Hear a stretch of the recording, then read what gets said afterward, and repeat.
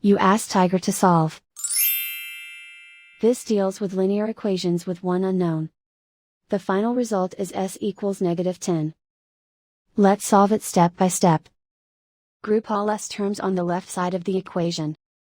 Add 7s to both sides. Simplify the arithmetic. Group like terms.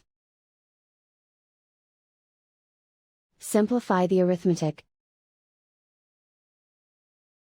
Convert the s into a positive number. Multiply both sides by -1. Remove the ones.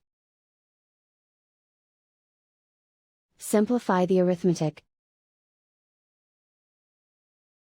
And so the final result is s equals -10.